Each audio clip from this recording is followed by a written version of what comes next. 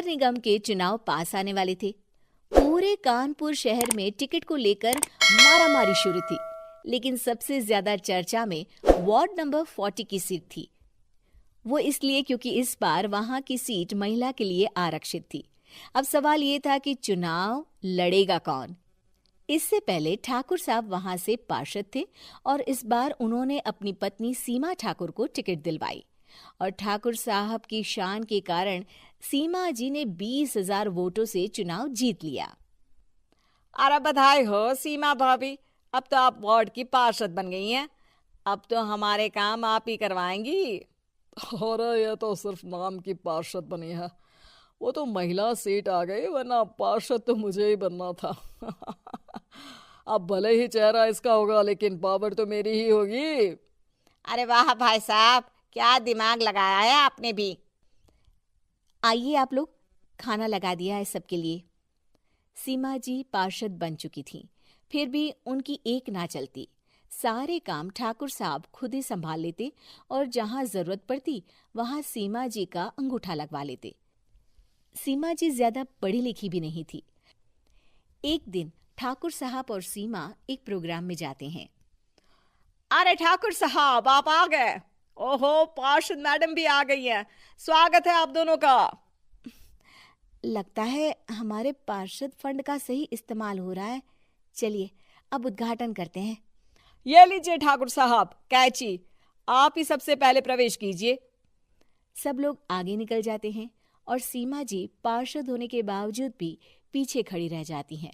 वो देखती हैं कि वेलकम बोर्ड पर उनका नाम है, लेकिन महिला होने के कारण कोई उनका सम्मान नहीं कर रहा। अगले दिन एक आदमी उनके घर आता है।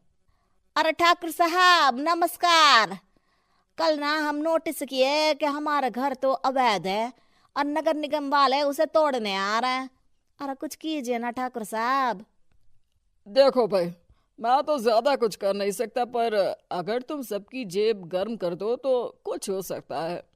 कुल मिलाकर 4 लाख लगेंगे। अरे 4 लाख ठाकुर साहब? अरे भाई, मैं अपने लिए नहीं मांग रहा हूँ। दरोगा है, इंजीनियर बाबू है, बड़े साहब है, सबको देना पड़ता है ना थोड़ा थोड़ा। बोलो है मंजूर? तभी वहां अचानक सीमा जी आ जाती हैं। अरे ये आप क्या कर रहे हैं? पहले इन्हीं लोगों से तो आपने वोट मांगे, अब इनसे ही पैसे ले रहे हो। अरे चुप रहो तुम। तुम्हारा काम है सिर्फ अंगूठा लगाना, तुम वही किया करो। मुझे दूसरे काम तुम मत सिखाओ, समझी? और तुम ना जाओ, अब पैसे लेकर आओ, वरना जेसीबी किसी भी वक्त आती होगी। सब कुछ ऐसे ही चलते रहता है। एक दिन सीमा जी और ठाकुर साहब को एक लोकल मीटिंग में बुलाया जाता है। वहां पर कई और अधिकारी लोग भी मौजूद रहते हैं। अब मैं चाहूंगा कि ठाकुर साहब हमारे बीच 2 शब्द कहें।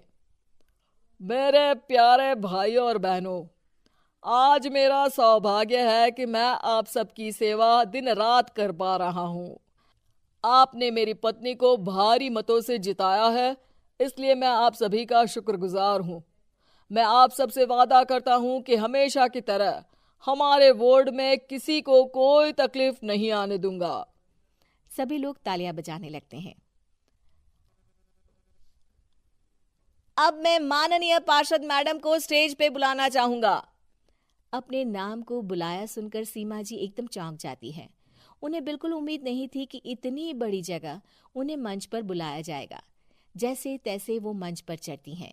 ऊपर जाते ही सीमा जी को सारी पुरानी बातें याद आ जाती हैं कि किस तरह उनके पति उन्हें कभी भी आगे बढ़ने नहीं देते और उनके नाम से गलत काम करते हैं। वो बोलने लगती हैं।